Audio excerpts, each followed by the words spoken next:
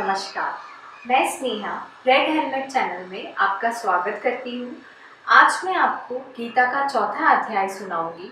शुरुआत करने से पहले मैं आपसे ये कहना चाहती हूँ कि अगर आपको मेरा वीडियो पसंद आता है तो इस वीडियो को लाइक करें और मेरे चैनल को सब्सक्राइब ज़रूर करें। तो आइए शुरू करते हैं भागवत गीता का चौथा अध्याय।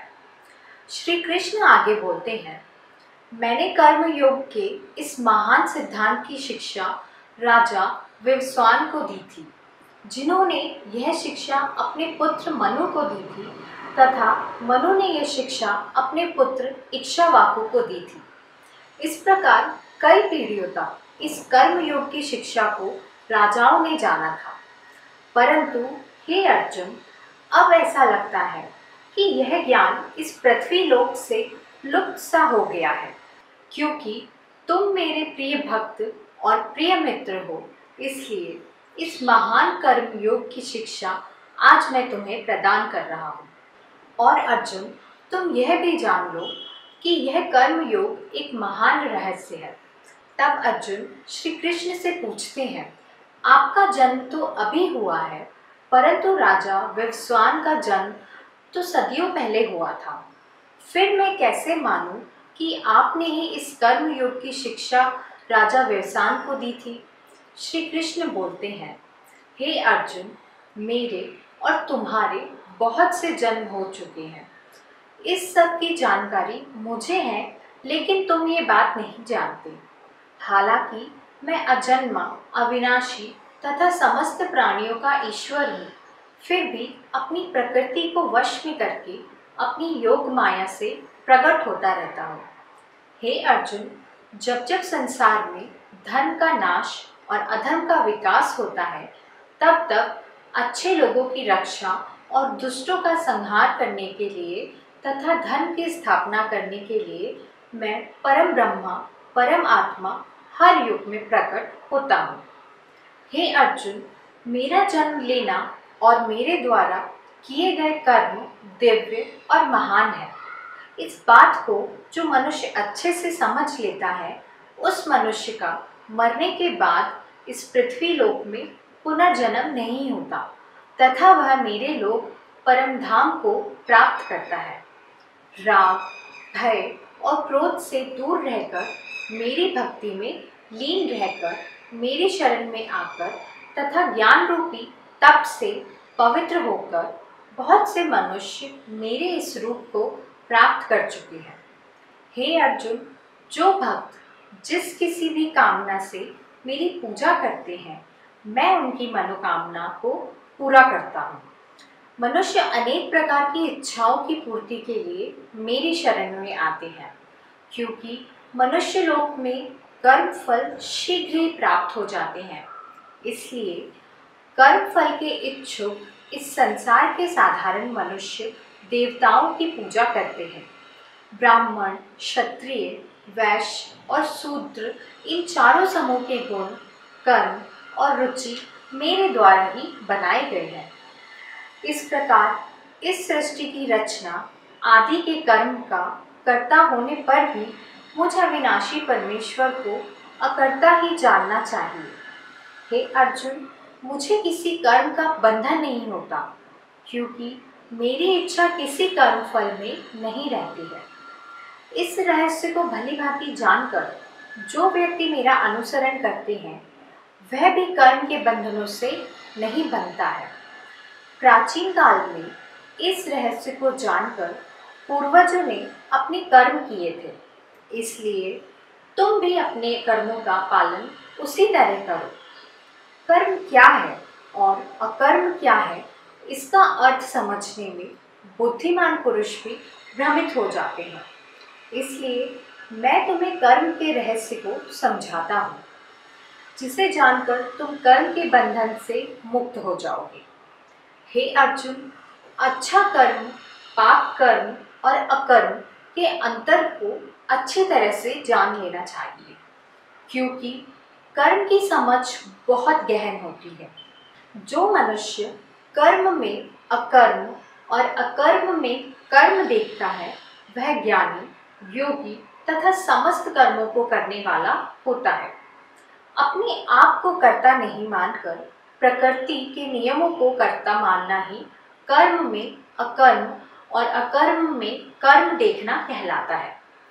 जिसके सारे कर्मों के संकल्प ज्ञान रूपी अग्नि में जलकर स्वार्थ रहित हो गए हैं, वैसे मनुष्य को ज्ञानी पंडित कहते हैं।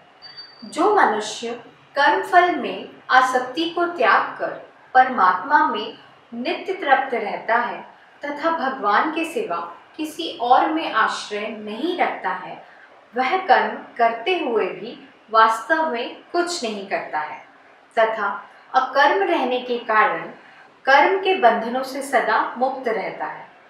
जो मनुष्य आशा रहित है, मन और इंद्रियां जिसके वश में हैं, जिसने सब प्रकार के स्वामित्व का परित्याग कर दिया है, ऐसा मनुष्य कर्म करते हुए भी कर्म के बंधन से मुक्त रहता है।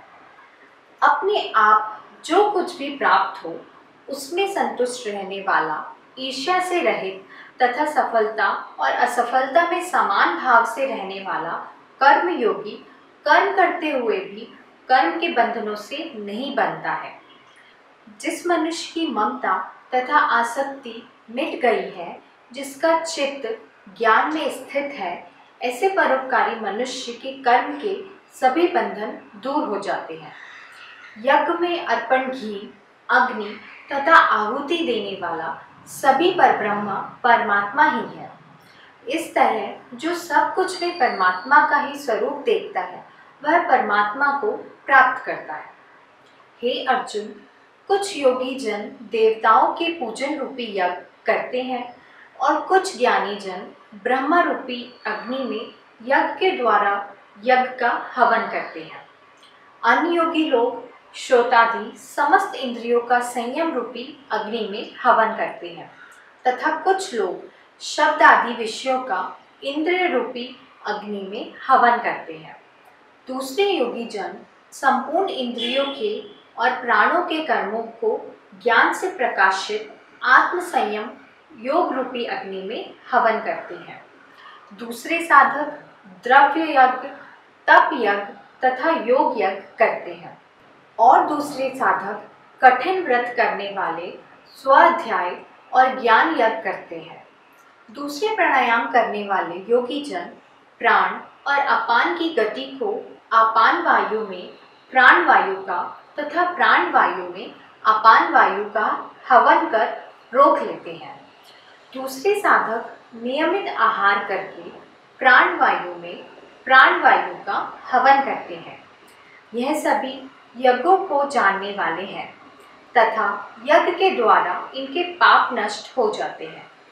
हे अर्जुन, यज्ञ के प्रसाद रूपी अमृत को प्राप्त कर योगी जन सनातन परम ब्रह्मा परम आत्मा को प्राप्त करते हैं। यज्ञ ना करने वाले मनुष्य के लिए परलोक तो क्या, यह मनुष्य लोक भी सुखदायी नहीं होता है। वेदों में ऐसे अनेक प्रकार के यज्ञों का वर्णन किया गया है। उन सब यज्ञों को तुम क्रिया द्वारा संपन्न होने वाला जानो। इस बात को जानकर और समझकर तुम मुक्ति प्राप्त करोगे। हे अर्जुन, ज्ञान यज्ञ द्रव्य यज्ञ से श्रेष्ठ होता है, क्योंकि हे पार्थ, तत्व ज्ञान की प्राप्ति ही सारे कर्मों का लक्ष्य अर्थात पराकाष्ठा है। उस तत्व ज्ञान को तुम अपने गुरु के पास जाकर उनकी सेवा करते हुए जिज्ञासा पूर्वक सीखो। तत्वदर्शी ज्ञानी मनुष्य तुम्हें तत्व ज्ञान का उपदेश देंगे, जिसे जानकर तुम कभी फिर से इस प्रकार के भ्रम में नहीं आओगे। तथा हे अर्जुन, इस ज्ञान के द्वारा तुम संपूर्ण भूतों को आत्मा अर्थात मुझ परम ब्रह्मा परम आत्मा में देखोगे। हे अर्जुन, सब पापियों से अधिक पाप करने वाला मनुष्य भी संपूर्ण पाप रूपी समुद्र को ब्रह्म ज्ञान रूपी नौका द्वारा आसानी से पार कर सकता है। क्योंकि हे अर्जुन, जैसे अग्नि लकड़ी को जला देती है, वैसे ही ज्ञान रूपी अग्नि कर्म के सारे बंधनों को भस्म कर देती है। इस संसार में तत्व ज्ञान के समान अंतःकरण को शुद्ध करने वाला निसंदेह कुछ भी नहीं होता है। उस तत्व ज्ञान को समय आने पर कर्मयोगी अपने आप प्राप्त कर लेता है। श्रद्धावान, साधन परायण और जितेंद्रिय मनुष्य तत्व ज्ञान को प्राप्त कर शीघ्र ही परम शांति को प्राप्त करता है। इसके विपरीत विवेकहीन, श्रद्धाहीन तथा संशय करने वाला नास्तिक मनुष्य का पतन हो जाता है। संशय करने वाले मनुष्य के लिए ना यह लोक है और ना परलोक है और ना ही कोई सुख है। हे अर्जुन, जिसने कर्म योग के द्वारा समस्त कर्मों को परमात्मा में अर्पण कर दिया है तथा ज्ञान और विवेक द्वारा जिसके समस्त संशयों का विनाश हो चुका है, ऐसे आत्मज्ञानी मनुष्य को कर्म नहीं बांधते हैं। इसलिए हे अर्जुन, तुम अपने मन में स्थित इस अज्ञान जनित संशय को ज्ञान रूपी तलवार द्वारा काट कर कर्म योग में स्थित होकर अपना कर्म अर्थात युद्ध करो।